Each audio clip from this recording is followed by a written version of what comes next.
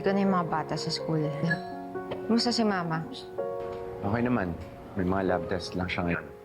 Hintay ko na lang. Marcos, sino yung tumawag sa'yo?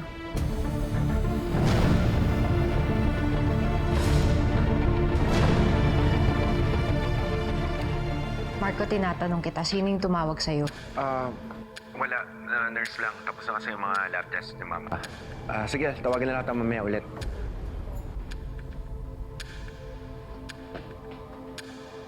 Ate, okay ka lang ba? Parang natigilan ka. Inaway ka ba ni Kuya Marco? Hindi, may familiar kasi na boses ako narinig eh. Kaninong boses? Hindi ko sigurado kung siya yun, pero imposible naman na magkasama sila dun. Mommy, kain na po tayo para makapasok na po kami.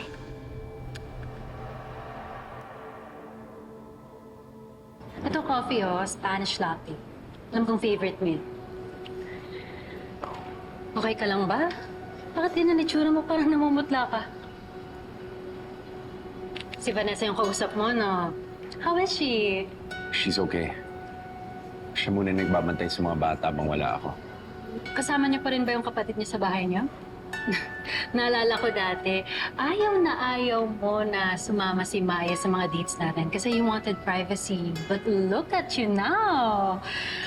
Kasama niyo pa yung kapatid sa bahay. Yan yung gusto ni Vanessa eh.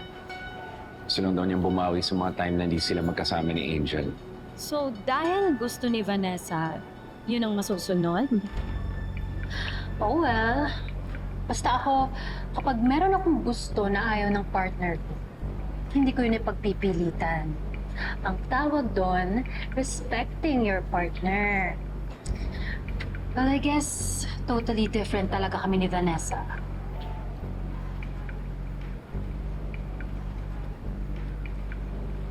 Sige na, punta ko muna si Mama.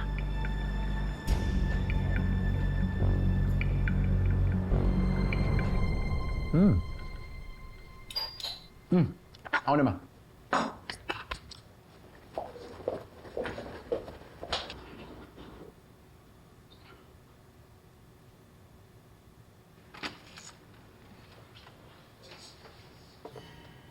Hi, Marco. Hi. Ma, Dixie's here. Hi! Welcome, welcome. Mwah. I have good news. Talaga?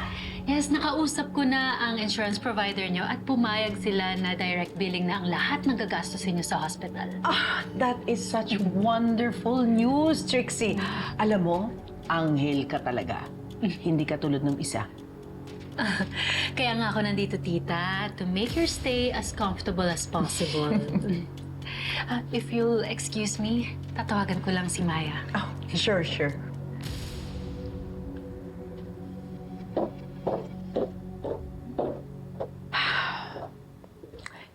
Isn't Trixie so adorable, anak?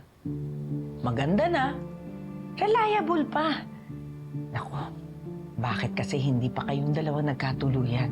Ma, matagal nang wala yung sa amin ni Trixie. Move on din naman tayo. And yet, she is still here when we need her. Alam mo, yan talaga yung maganda kung magkabarkada kayo. May loyalty, at saka matibay yung foundation. Eh, kayo nga ni Vanessa, di ba? 1 taon pa lang kayo magkakakilala. Grabe naman kung kumapit sa'yo, talagang ayaw bumitaw. Mawala na dito yung tao.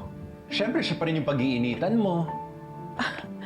Let's not forget the reason why I'm here. Dahil dyan sa asawa mo. Kung bakit kasi hindi na lang si Trixie ang pinakasalan mo. Anak, it's not too late. Ano ba, Ma? Kasal na kami, oh. Di ba nga sabi sa Biblia, what God has joined together, let no man separate. Matthew, chapter 7, verse 16. And you shall know them by their fruits. Eh ano bang naibigay ni Vanessa sa pamilya natin? Di ba puro problema, sakit sa ulo? Let's not forget, siya ang dahilan kung bakit ako muntik na mamatay. Ma, kahit i-recite mo pa ang Old at New Testament, kahit isama pa Revelations, hindi mababago nun na mahal ko si Vanessa. Jeremiah, chapter 17, verse 9. The heart is deceitful and beyond cure. Don't mistake your feelings for God's words. Well, I'd rather follow my heart than to use Bible quotes to justify hate and judge people. Tell me, Ma, is that what our Savior would do?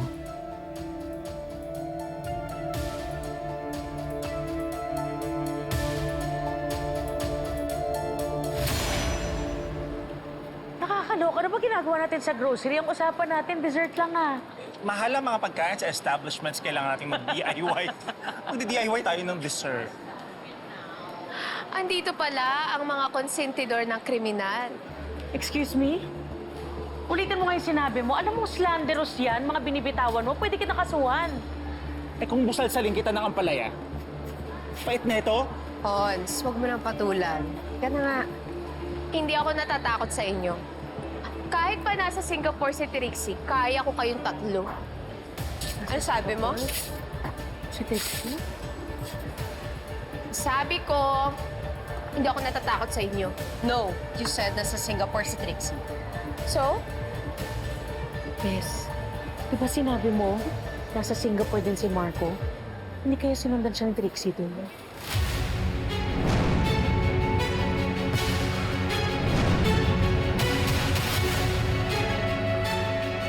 Hoy, babaeng sausawera, umamin ka nga.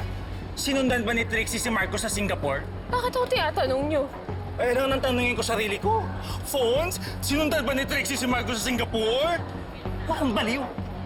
Just tell us what you know. Wala akong alam. Saka kung may alam ako, ba't ko naman sasabihin sa inyo?